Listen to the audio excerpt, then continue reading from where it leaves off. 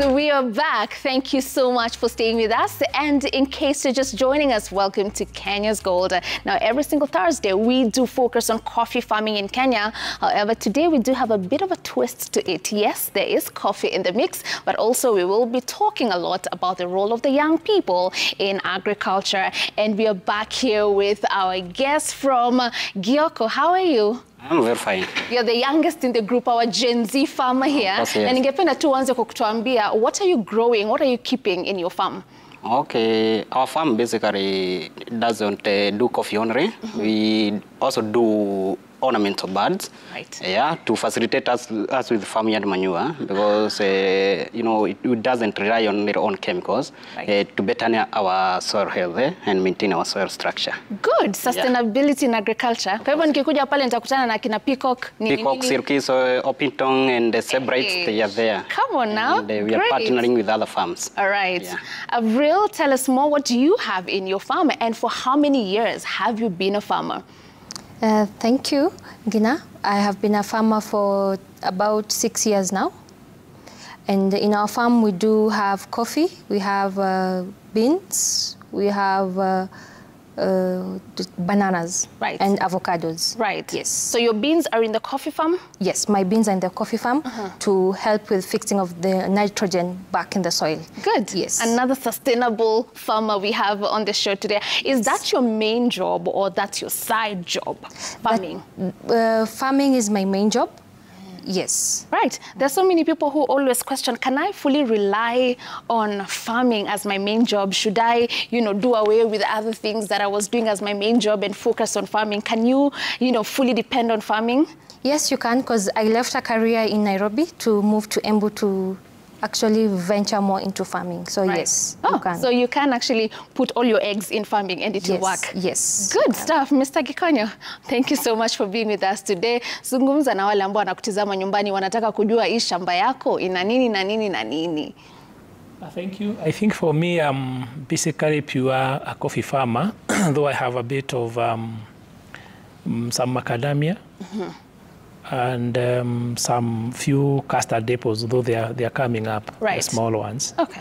And maybe 1 or 2 pixies. All right. Yeah. And finally, Francis Maina, thank you so much for being with us today. Another young person that we have on the show today. Ningependa sana pia kujua, what do you have in your farm? What do you grow? Okay, thank you. I do coffee and tea.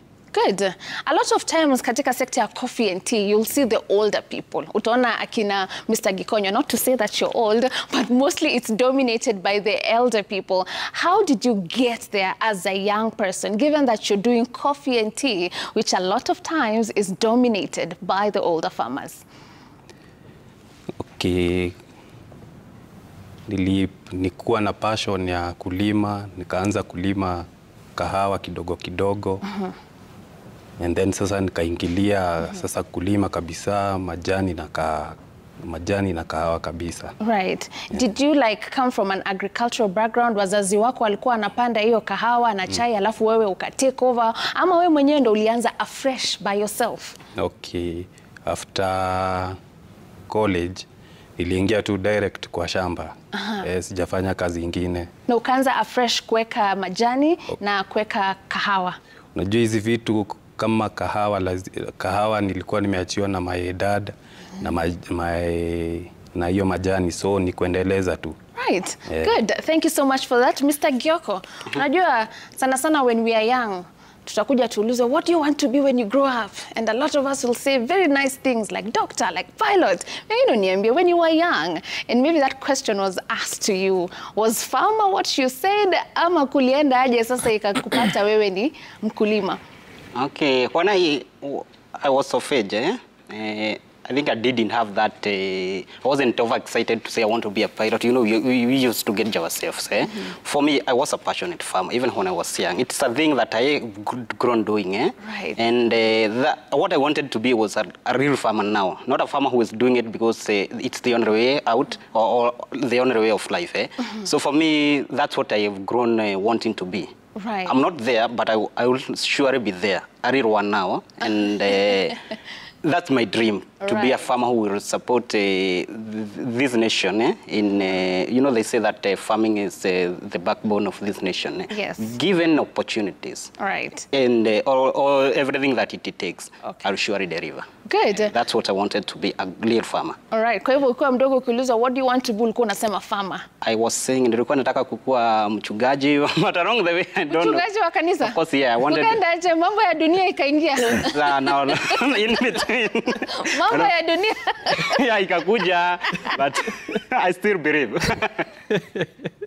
You still believe. I still and that's believe. all that matters. Yeah, and as a believer now, as I do preach for myself now. Mr. Gikonyo. All right, moving on to you, Mr. Gikonyo. Now, when you listen to Francis, when you listen to Gyoko, very young farmers and they're very passionate about coffee. Wewe ambaye umekuwa mkulima wa kahawa for so very many years. Along the way, najua there are some mistakes you made, you learned on the job. What advice would you give them? Yani, musifanye nini na nini na nini, mufanye nini na nini na nini, so that they can grow into being the excellent coffee farmers and tea farmers they're looking forward to being. Yeah, thank you, Gina. From where I sit, I think one of the greatest things that everybody who is venturing into farming they need to do is to first of all understand what is it that they want to do. Because every value chain you venture into, you need to look at it from a business perspective.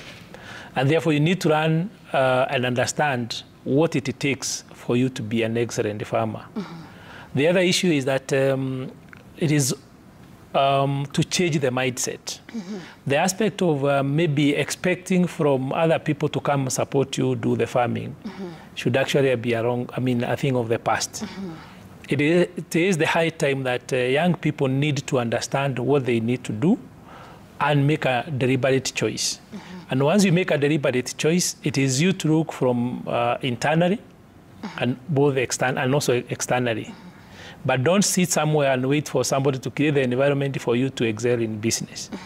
It will never happen. Right. Because everyone is looking for an opportunity to do better. Right. The other aspect is that when you venture into a business, into farming, don't get into into farming because I'm in farming.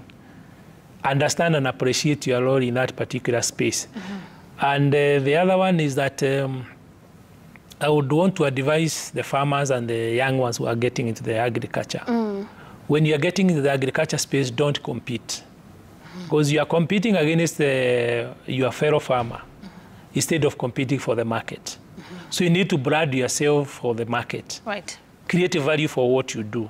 Tell the people who need to buy your products about your product. Don't sell your neighbor's product or produce. All right. Yes. Now you said wasingoje sana mambo ya kutegemea wengine. Yes. But you see a lot of people, young people, they need a lot of support when it comes to technology. Kama ile umeona pale wanatumia, they cannot just have that by themselves. They need an environment, they need a government that supports that. They need partnerships that can upskill them to get, the finances they need. So I'll come back to you later, uniambie huyu ambaye anaanza, if they don't get the support that they need from the agricultural sector, how will they grow to become, what they're looking forward to being in the future? But now I'm going to go to Avril. You're not only a coffee farmer, a bean farmer, but you are in the value addition space of coffee. And I just want to hear from you, is marketing Kenyan coffee difficult? Are people consuming Kenyan coffee? Are we appreciating our coffee so far? Where are we now when it comes to consuming and appreciating our Kenyan coffee? Thank you, Ngina. I would answer that question as a yes and a no in two different ways. One, in our own country, is it hard to market our own coffee? Yes, inside our own country, because you're not consuming our own produce. So if we get to understand, if you get to experience, to have that experience at the farm level, do we even do farm tours to go and see how the coffee is picked, how it's dried, how it's milled? That way, you are able to appreciate more on what you're taking. And when someone prices it at a certain price, you're able to appreciate that price, because it is not just something that has been picked and then dumped on the table. Yes. Yes. Abroad, do they understand our coffee? Yes, they do. It is easier to market it outside there because they've understood the workmanship that has been the art. Because actually, in value addition, it's an art. So if you understand the art of doing coffee, you will appreciate the value of what you're getting. Right. Yes. So the people outside appreciate our coffee better than us ourselves who are producing the coffee. Yes. And here we have different stages of the coffee. Yes. Allow me to, take through the viewers ndo waone final product ni gani, waelewe hii mambo ya value addition, what exactly we are talking about. So from just where you are, utaniambia hapa tuko stage gani ya hii kahawa? So hapo tuko stage 3. Because one, the coffee is, the cherry is picked. A cherry is the red cherry. It's either green or red. Right. So we pick the red cherry that is ready, the ripe. After you've picked it, you either soak it or you sun dry. So there are different ways of processing coffee. So depending on your niche, you get to choose which niche to go. So after that, you sun dry it for about, depending on also the process. Right. So you sun dry it. When it is dry, you measure the moisture content. Yes. And then you take it to the miller to remove the husk, because it has a husk before that. Yes. So you mill it to have now that what you have there. Now that is a green bean. Yes, right. It's called a green bean. Right. It's Mr. Gikonyo, the correct moisture content for this, kwa sababu najua watu napima moisture, tuangalia moisture content ni gani, it's been part of the mistakes that our farmers make. Kwa hivyo ile moisture content inakubalika after drying your coffee, inafaa kuwa ngapi? 11. Yes. Ikienda chini ya hiyo? And 10.5, not below 10.5. Great. Yep. So after milling, this is what we have. Yes. All right. So is this must be the next step? Yes, that is the next step. That is the roasted beans. So that you see there, it has been roasted. It has, now we have produced now a dark roast. So that is called a dark roast coffee. Right. Yes. All right. So you roast it, you get that, and then now when you grind it, you'll get now the other. So those are 2 different shades, I know. So this is medium and that is dark. Right. Yes. So finally, this is what you're selling to the consumer. Yes. All right, good. I'll come to you, Mr. Gioko. Pengine uniambie katika hii sekta ya ukulima, you've been a coffee farmer, you have ornamental birds. As a young person, what are some of those challenges ambazo umepitia and you're hoping that they can be fixed to make agriculture more, favorable for vijana kama sisi? Just like any other farmer, I would say cost of production and poor quality of the same product. So you see, you have bought this certain product at a higher rate or at a higher price, and it is not of quality as well. So what we have been doing, we now want to go the organic way and becoming innovative. Like if using let's take an example of fertilizer. So you see that it is going for about 6,000 or so at a shop. Yes. And so what we do is, if this fertilizer is going for this rate, what else can I do in place of fertilizer? So I bank a lot in farmyard manure. Right. And so this will make sure that I have lowered the number of times that I will apply fertilizer, because when I've done the organic way, it is cheaper and it is readily available, because in the farm we have cows, we have sheep, so we are generating from our own homes. Kwa hivyo kwako cost of production has been a bigger challenge, and you're trying to mitigate that. Yeah, because if you cry a lot, the government has always been promising it will work on it, work on it. So they create a room of playing politics with us. So to avoid that, I go my own ways. Right. Yeah. When we come back from this break that we are taking right now, ningependa sana kujua wakati unatumia chemical fertilizer na unatumia organic manure, the yield and the produce you're getting from the farm, is it the same? Is either of them lower and more? You'll talk to us about that and more when we come back from this short commercial break.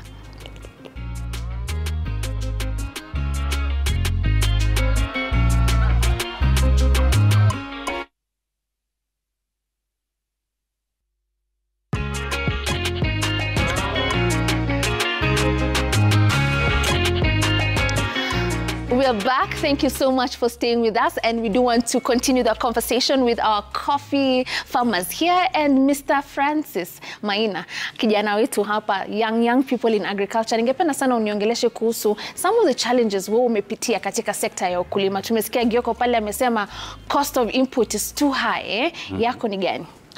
Yangu kahawa tunalima vizuri, lakini sasa wale watu tumechagua ndio wanafanya mtu asikie ni kama atailima tena. Wale huko kwa factory. au sasa ndio wakulima tunachagua wale watu hawafai. So wanafanya wakulima wakufe roho sana kwa kahawa. Ni nini wanafanya ambacho hakikufurahishi? Mimi unapata wanachelewesha pesa, wanachukua pesa mingi kwa bank. So farmers wakikuja loans ni mingi. Hiyo ndio nimeona uzito sana wa kahawa. Right. You're not happy with how these factories are being run, you as a young farmer. Okay. And then Mr. Gioko, pengine uniambie kwa sababu pia wewe najua ni kijana mdogo and you're very eager to take over this space. Are you happy with the management that you're getting? Wale ambao wanakurepresent kwa factory yako, what do you feel? When I was growing up, I would hear my grandmothers complaining about the same. So this is a thing that I have grown hearing and noticing. But of late, giving an example with my home coffee factory, at least I can see some end at the end of the tunnel. All right. Yeah. Currently, we as the youth have pushed for better leadership. Right. Yeah. Right. Yeah. All right. So I'm going to come to you, Avril, in maybe 30 seconds. Tell me, I know part of the struggles that we are facing with consuming our own coffee, kwa sababu si instant coffee. Yes. A lot of people are going to buy the instant coffee. It's being marketed everywhere. Can we start doing instant coffee with our own coffee? Nini inatuzuia kufanya our coffee instant coffee? Maybe it will attract, more consumers. Yes, we can. All we need is machinery, and if the government can step in, or if we can find donors that are willing to work with us in getting the machines and doing it, yes, we can do it. And we can have that fast instant coffee that we like. So there is a specialized machine that is required for instant coffee. Yes, and there it's is. Quite expensive. It is quite expensive. All right. Mr. Gikonyo, I'm going to task you to something. Kuna mtu aliniambia, Ngina sisi ndo tuna complicate vitu. Look at Ethiopians. There's no heavy machinery they're using. They just gather somewhere with their beans na jiko. They do their thing and they're all consuming their coffee. Na sisi hapa tunafanya ikae ni kama kuna stages and stages and stages. Is that a valid concern? Do you think we can get there ndo hata tuendelee kukunywa kahawa yetu in 30 seconds? Yes, it is possible. And I think if you compare Kenya and Ethiopia, remember you are coming from a different background. And so from Kenya, remember how coffee was introduced. That is the culture that we have been following. So when coffee was introduced initially, it was not meant for the African person. And therefore consumption was to the privileged. So basically what we need to do is also to come up with ways of disseminating information, demystifying how coffee is supposed to be processed for purposes of consumption, train people about how to prepare coffee, like the baristas, and then eventually we can be able to adopt that particular aspect of consuming coffee. Then again, we also look at equipment that are normally used for coffee. How can the government step in to make sure that these equipment are affordable and are accessible? All right. Thank you so much. Thank you so much for making time to be with us today. Because of time, we're not going to do our farm joke question of the day, wakati umepita, but hearing from you was more important. Thank you so much, Gioko. Thank you so much, Avril. Thank you so much, Peter Gikonyo. And finally, Francis Maina for making time to be with us today. Na muendelee na kazi nzuri ambayo mnafanya katika sekta ya ukulima. Sawa. All right. Thank you so much also our viewers for making time to be with us on the program today. We do not take your company for granted. We'll see you again tomorrow. Remember, the agenda of every single Friday is on climate change and sustainability in agriculture. Until then, do have yourselves a fantastic evening. My name is Violeta Ngina.